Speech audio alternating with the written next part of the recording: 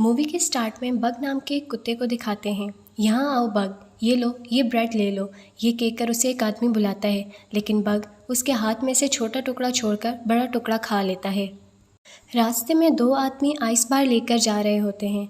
Bug पानी की जगह उस आइस बार को ही चाटता हुआ मज़े से चला जाता है और पीछे से एक लड़की उसे न्यूज़पेपर लेने को बोलती है। वो उसके मालिक की हाउसमेड होती है। ये उसके ऑनर की हाउसकीपर होती है। बग न्यूज़पेपर वाले से न्यूज़पेपर ले लेता है। रास्ते में एक पोस्टमैन जा रहा होता है। बग अपने मुंह से वो पेपर फेंक देता है और पोस्टमैन के पीछे भागना शुरू कर देता है। पीछे से एक आदमी बग को देख रहा होता है कि और न्यूज़पेपर उठाकर पढ़ता है। उसमें एक कुत्ते के बारे में लिखा हुआ होता है, इस टाइप का कुत्ता दिलाने वाले को एक अच्छी खासी रकम दी जाएगी। आदमी न्यूज़पेपर पढ़कर बग को देखता है, लेकिन बग उस पोस्टमैन का पीछा नहीं छोड़ता। कुछ दूरी पर पोस्टमैन गिर जाता है। वो हाउसकीपर से कहता है कि कुत्ता संभालो मैडम, मुझे मरवाओगी क्या?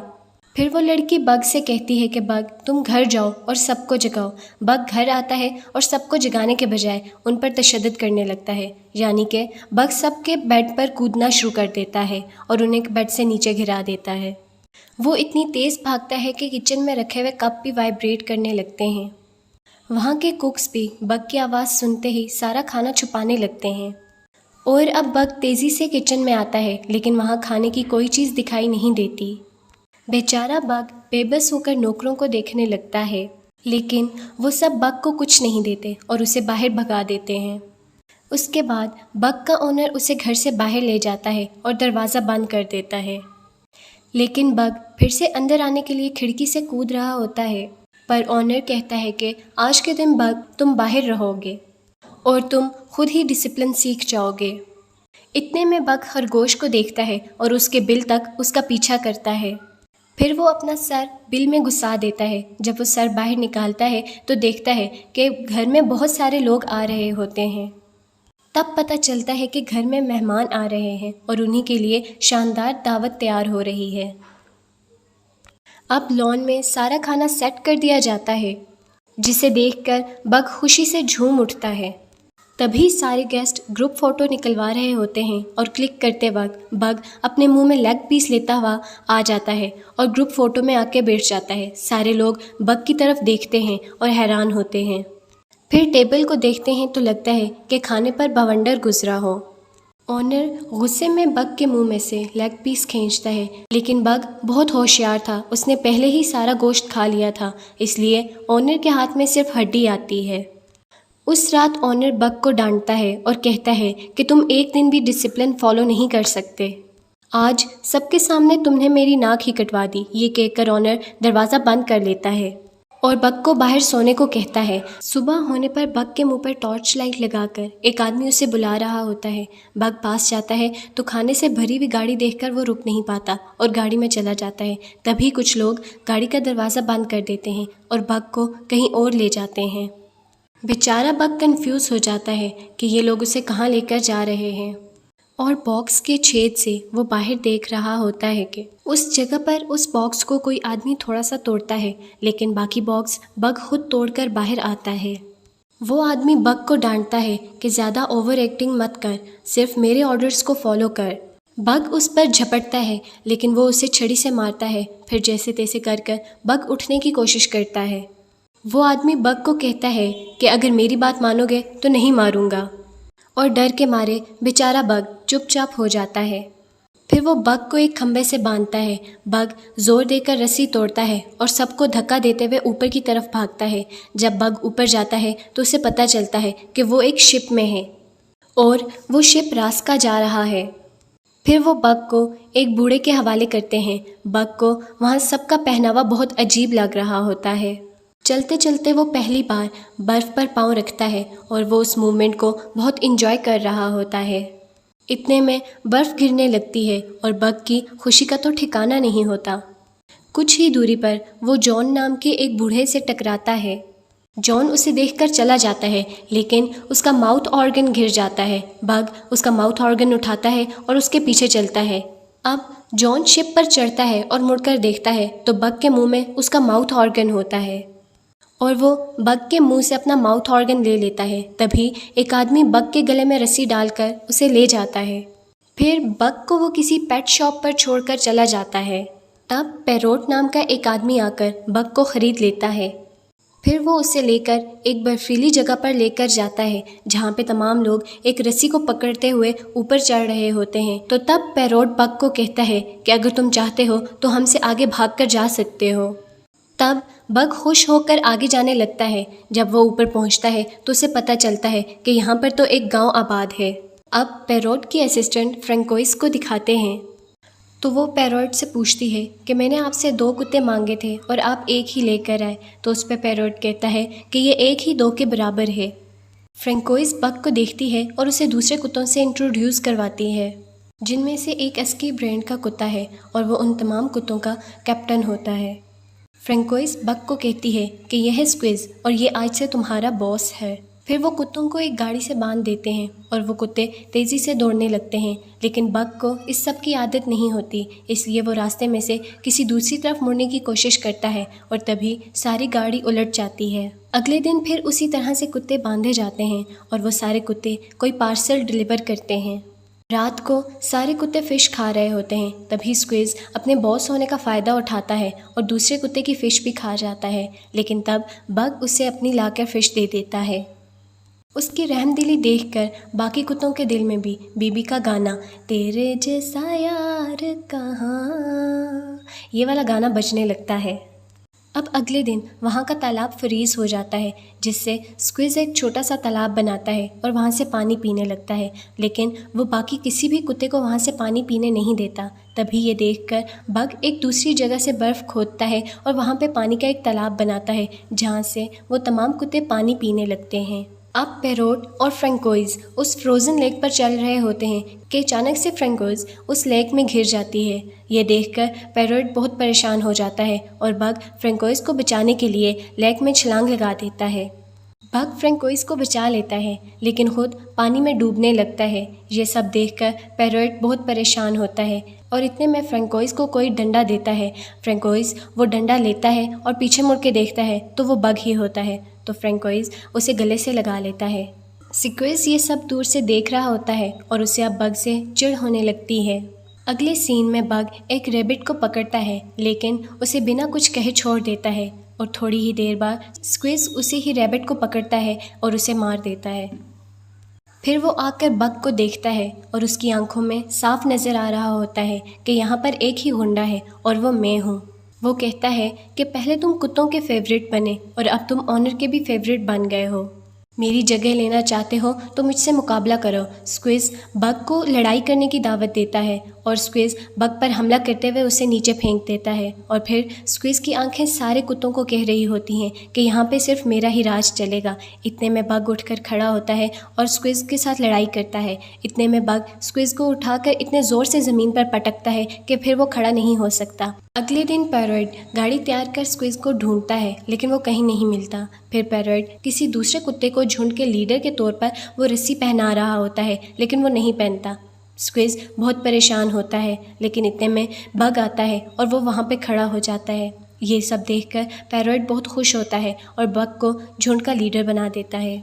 उसके बाद गेट सेट गो कहते ही बग और उसके साथी तेज़ी से भागने लगते हैं।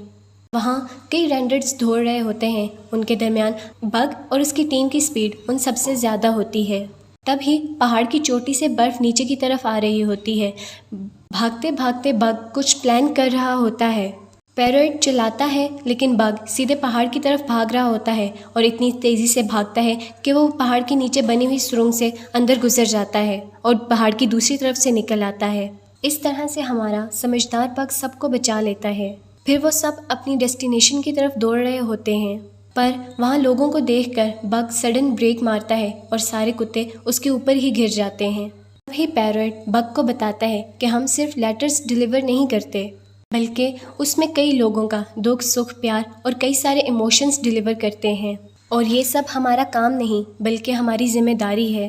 अगले दिन वहाँ जॉन को देखकर बग फिर अचानक रुक जाता है और उसके साथी भी रुक जाते हैं और झटके की वजह से पैरोट घिर जाता है और पूछता है, यार बग, तू हमेशा सडन ब्रेक ही क्यों मारता है? इतने में जॉन पहुंचकर कहता है कि सॉरी, मैं लेट पहुंचा, लेकिन ये ख़त मेरी बीवी को दे दीजिएगा।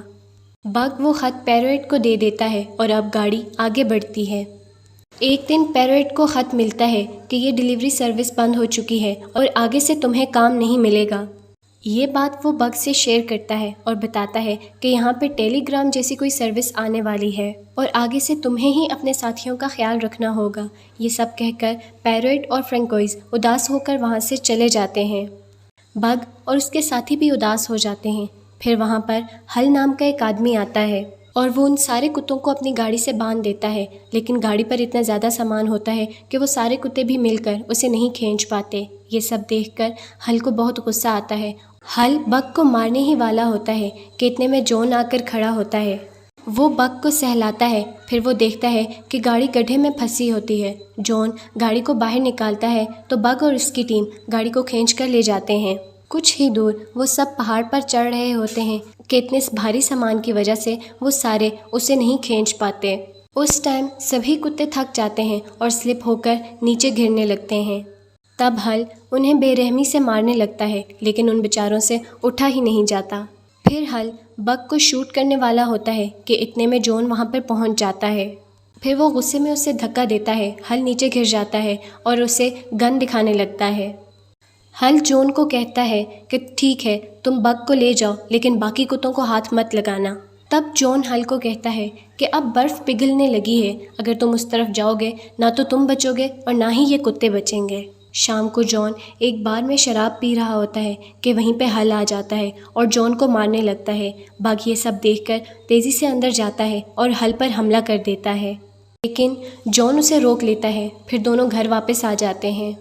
अब बग जॉन की शराब की बोतल बर्फ़ के अंदर छुपाकर उसके ऊपर बैठ जाता है। जॉन ये सब देखकर बग को कहता है कि बग, ये मुझे वापस कर दो, मेरी वाइफ के जाने के बाद यही मेरा सहारा है। वो बग को हटाने की कोशिश करता है, लेकिन बग वहीं पर अड़ा रहता है।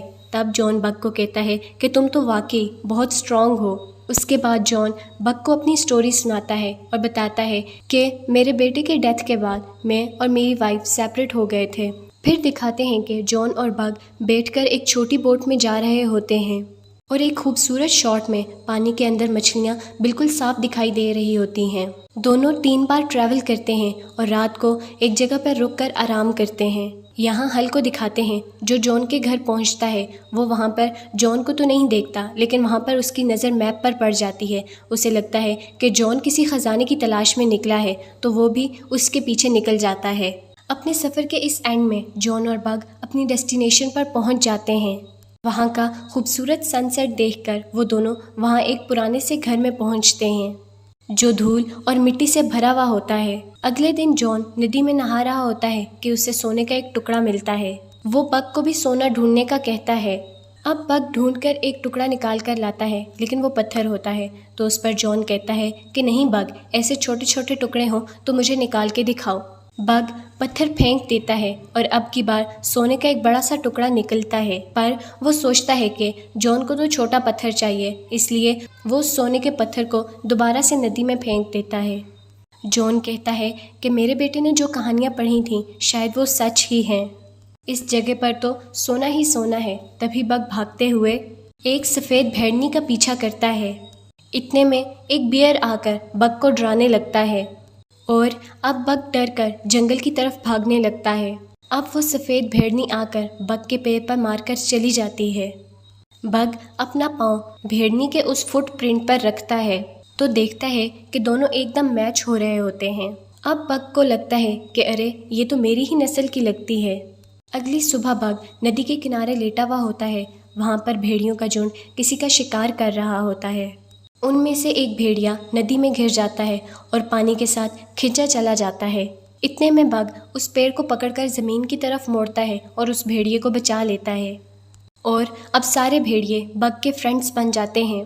वो सारे भेड़िए मिलकर बग को शिकार करना सिखाते हैं, लेकिन बग जो भी शिकार करता है वो लाकर जॉन को देता है। तो जॉन ये सब देखकर बहुत हंसता है, कहता है कि तुम तो मुझे आदमखोर बना दोगे। जॉन देखता है कि बग उस सफ़ेद भेड़नी के साथ घुल मिल गया है और उसने अपना जीवन साथी ढूंढ लिया है। उस रात वो बग से कहता है कि ये दुनिया बहुत ही बुरी है, कल क्या होगा ये तो कोई नहीं बता सकता।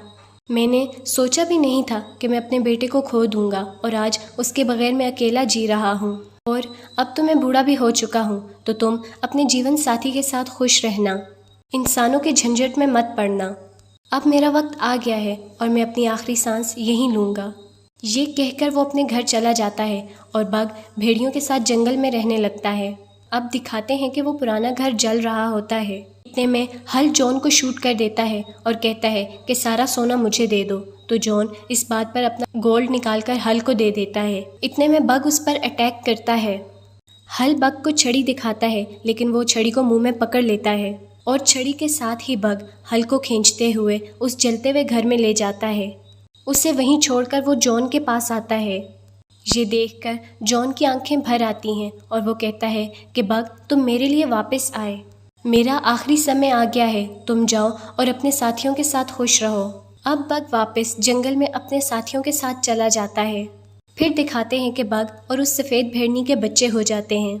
अब वही भेड़िया बग को दोबारा से डराने की कोशिश करता है, लेकिन बग न डर होकर उसकी तरफ चलता जाता है और वो भेड़िया बग का रास्ता छोड़ देता है। अब बग जले हुए उस घर को देखता है और उसे उन सब की याद आती है जिन्होंने उसे पाला पोसा था, हर मुश्किल वक्त में उसका साथ दिया था।